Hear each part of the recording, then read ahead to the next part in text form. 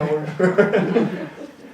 you look at this, then isn't it kind of neat to start to see the connection? That's really what we're looking for. And Dr. Amen, I think he has seen some of these connections at a scanning level. Dr. Malillo and Dr. Karazian, though, Dr. Carrick, really put it together. And I think that as we start to put it together and look at mother's health, that's a major key. If we really want to approach autism, we really need to get out the message, Mom, be healthy before you force pregnancy. Okay? Before you go in and say, hey, we're ready to do Clomid, we're ready to do in vitro, we're ready to do somebody else carrying my kid, whatever. Get yourself healthy and make certain that you have been cleared of all autoimmunities. Because when there is autoimmunity, you pass the predilection of gene expression of autoimmunity. Okay?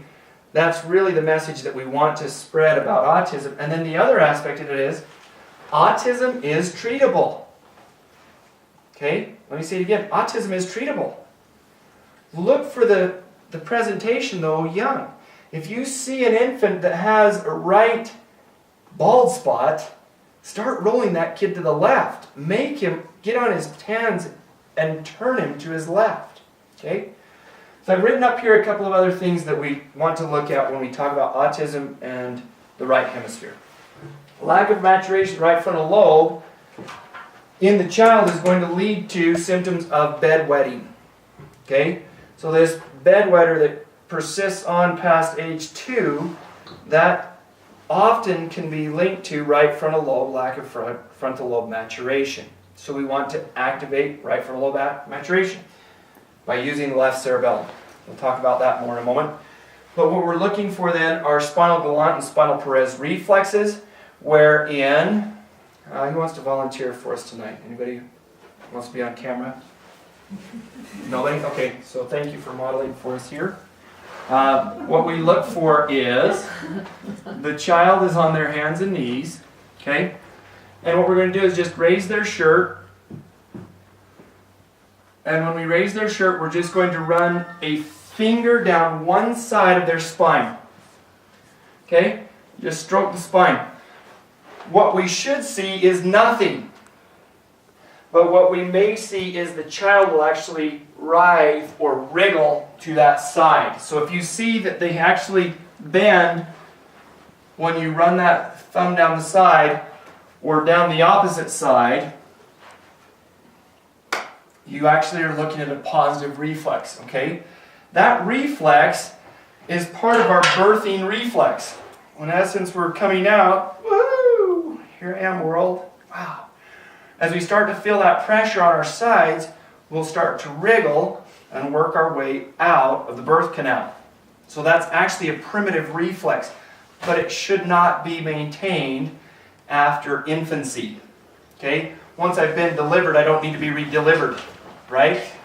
So what happens though if I didn't get delivered? What happens if I got pulled?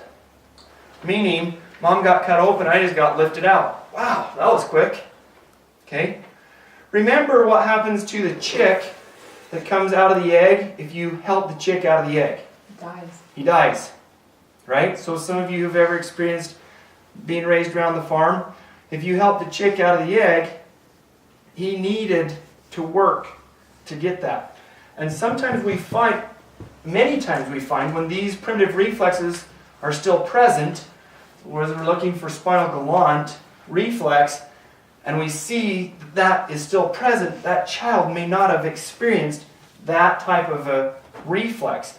We'll actually see, I've seen a couple of physicians that will actually take a child and will basically mimic for them, and they have to work through a birthing process, and they have to work through, and that's one of their exercises. Okay, pretty interesting, isn't it?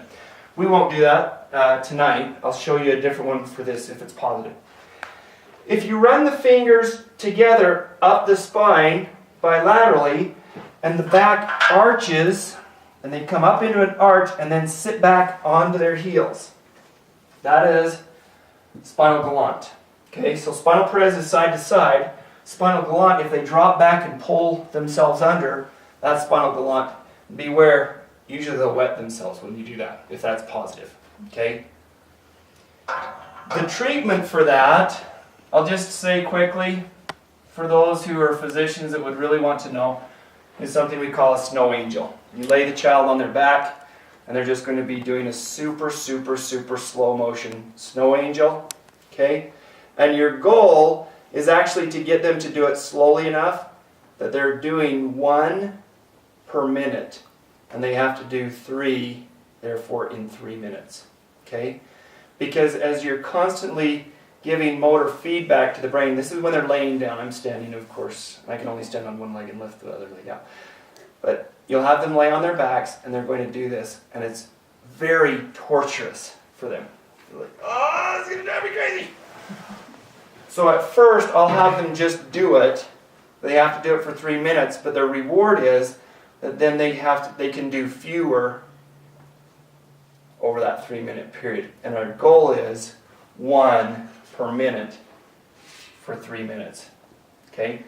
And when they're doing that, you're giving a huge projection of left cerebellar coordination feed forward to right frontal lobe. Feed forward, feedback, which is called an afferent copy, meaning they're gaining increased awareness of their body. And this reflex will actually take care of itself. Okay? But pretty neat.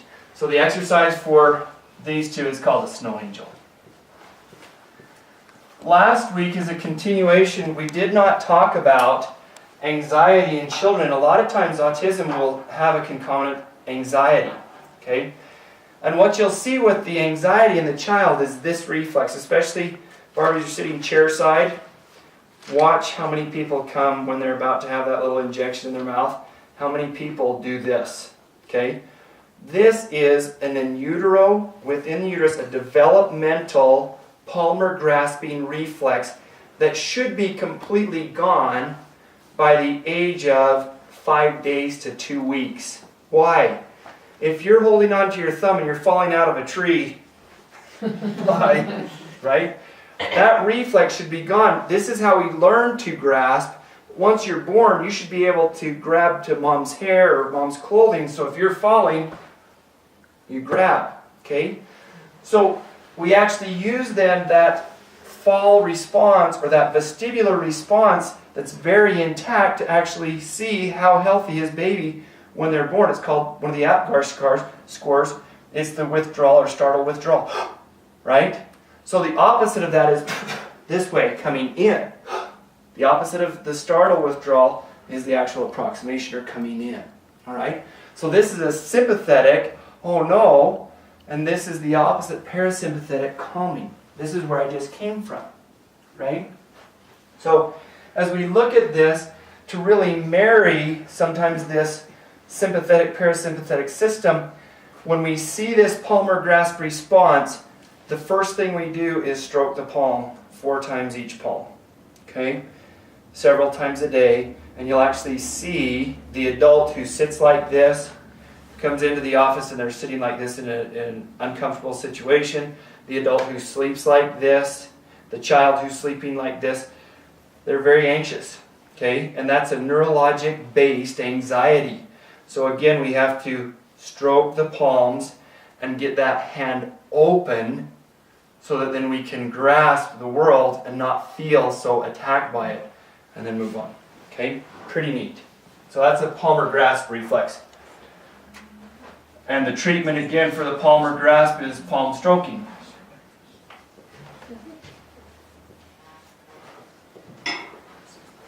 Do you see all these manifestations that you're discussing in like the higher functioning forms of autism, like Asperger's and everything too? Yes. Yes. And with that too, remember that what you'll see too in the higher functioning autism is the perseveration. Okay, so very, very focused on one object. These are the brilliant minds, the microbiologist, the world-renowned microbiologist who's going to be focusing on marine biology, and that's the only thing that they know, right? It's the computer man. It's the computer programmer. It's the guy who goes in and he's got this beautiful family and he's, woohoo, hey family, He goes and shuts the door and gets to work and don't bother me, right? He works from home. And then on the weekends when he doesn't have work, he goes and gets on his motorcycle and rides. Because he has to be away. He cannot stand all that overstimulation. But he's a brilliant mind. He's the greatest computer programmer in the world, right? If we go to Seattle and look at all our great Microsoft people, very high functioning, very focused, very accomplished. And I would love to just see what their get-togethers are like. Right? Hey, Dave.